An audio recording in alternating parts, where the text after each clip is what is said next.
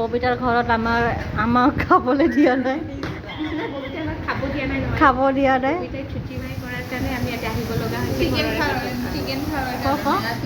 মোৰ ঘৰত মই নিৰামিষ খুজি, মই মানে মাছ মাংস অলপ খালে মানুহক বেয়া নাপাওঁ, মানে নিজৰ মনেদি মানে মই নিবিচাৰোঁ। তাৰমানে সিহঁতে মোৰ মনৰ ভাৱটো বুজিছে, বুজাৰ কাৰণে আজি সিহঁতে মোৰ ঘৰত প্ৰজেক্টত আহিছিলে।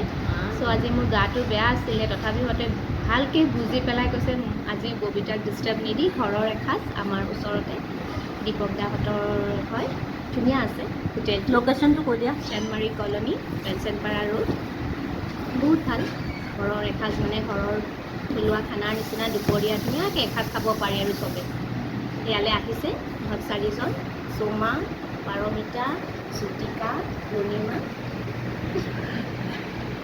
এতিয়া জ্যোতিকাই আমাৰ খাব গাহৰিৰ মাংস। এইয়া গাহৰিৰ মাংস। তইতো পনীৰ খাবি। তাই মোৰ ভয়তে আমাৰ ঘৰত তাৰমানে পনীৰ বুলি ক'লে, কিন্তু তাই পনীৰটো বহুত বেয়া পায়। কিন্তু ইয়াতে অহাৰ লগে লগে তাইৰ মনৰ ভাৱটো আকৌ চেঞ্জ হৈ পেলাই তাই কৈছে যে নাই মই চিকেনে খাম।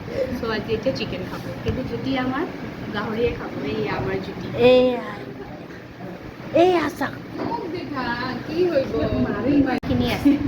আৰু এবাৰ জ্যোতিৰ চকু এবাৰ আপুনি চাব পাৰে কিমানখিনি আছে, কিন্তু ভাত খোৱাৰ পাছত আপুনি দেখা পাব জ্যোতিৰ চকুটো কিমান।